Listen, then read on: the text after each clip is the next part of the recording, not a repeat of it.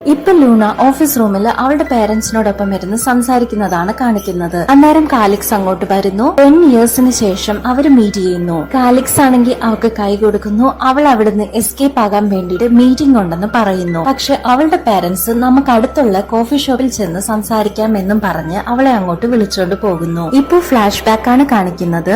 അന്ന് നൈറ്റ് ബാറിൽ ഡ്രിങ്ക് ചെയ്തത് കൊണ്ട് ഹാങ് ഓവർ ആയ ലൂണേനെ കാലിക്സ് ആണ് പിക്ക് ചെയ്ത് അവന്റെ വീട്ടിലേക്ക് കൊണ്ടുവന്നത്.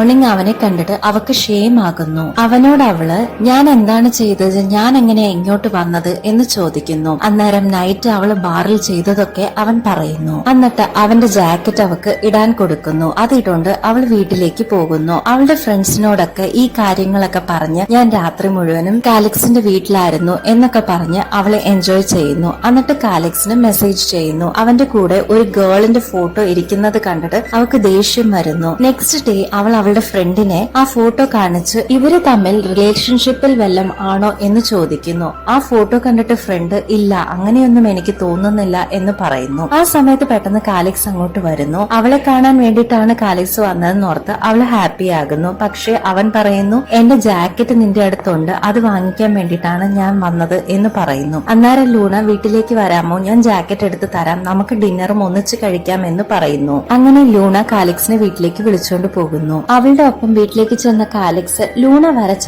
ആർക്കിടെക്ചർ ഡ്രോയിങ്സ് ഒക്കെ കാണുന്നു. അവനത് ഒത്തിരി ഇഷ്ടമാകുന്നു. എന്നിട്ട് എനിക്ക് നീ ഇതുപോലെ ഡിസൈൻ ചെയ്ത് തരണം എന്ന് പറയുന്നു. അവളും അതിന് ഓക്കെ എന്ന് പറയുന്നു. എന്നിട്ട് രണ്ടുപേരും ഡിന്നർ കഴിക്കുന്നു. അന്നേരം ലൂണ ഫോട്ടോയിലുള്ള ആ പെണ്ണിന്റെ കാര്യം അവനോട് ചോദിക്കുന്നു. ആ പെണ്ണിന്റെ പേര് ഏമി എന്നാണ്. അവള് നിന്റെ ക്രഷ് ആണോ എന്ന് ചോദിക്കുന്നു. അത് കേട്ടിട്ട് കാലിക്സിന് പെട്ടെന്ന് ദേഷ്യം വരുന്നു. എന്നിട്ട് അവൻ എണീറ്റിട്ട് എനിക്കൊരു ക്രഷും ഇല്ല എന്ന് പറഞ്ഞിട്ട് പ്ലേറ്റ് എടുത്ത് വെച്ചിട്ട് പോകാൻ വേണ്ടിട്ട് തുടങ്ങുന്നു. പോകാൻ നേരത്ത് അവൻ അവളോട് വന്ന് നീ എന്നെ കൺഫ്യൂസ് ചെയ്യുവാണോ എന്ന് ചോദിച്ചിട്ട് പോകുന്നു. നെക്സ്റ്റ് ഡേ ഇതൊക്കെ ഓർത്ത് ഫീൽ ചെയ്തുകൊണ്ട് ലൂണ ഇരിക്കുന്നു. അന്നേരം കാലിക്സ് അങ്ങോട്ട് വരുന്നു. അവനെ കണ്ടിട്ട് ലൂണ കുനിഞ്ഞിരിക്കുന്നു. എന്നിട്ട് അവൻ നോക്കുന്നുണ്ടോ എന്ന് പയ്യെ നോക്കുന്നു. ഇതൊക്കെ കാലിക്സ് നോട്ട് ചെയ്തോണ്ടാണ് ഇരിക്കുന്നത്. കാലിക്സ് അവിടെ നേരിട്ട് പോകുന്നത് കണ്ടിട്ട് ലൂണ അവന്റെ പുറകെ പോകുന്നു. അവനോട് സംസാരിക്കാൻ വേണ്ടിട്ട് പുറകെ ചെല്ലുന്നു. പക്ഷെ വേണ്ടെന്ന് ഓർത്തിട്ട് അവള് തിരിയുന്നു. അന്നേരം കാലിക്സ് വന്ന് അവളോട് മിണ്ടുന്നു. എന്നിട്ട് അവളുടെ അടുത്ത് വന്ന് ലഞ്ച് കഴിക്കാനും ഇരിക്കുന്നു. ഇവര് രണ്ടുപേരും വർത്താനം പറഞ്ഞുകൊണ്ടിരിക്കുന്ന സമയത്ത് ആ ഏമി വന്നിട്ട് കാലിക്സിനോട്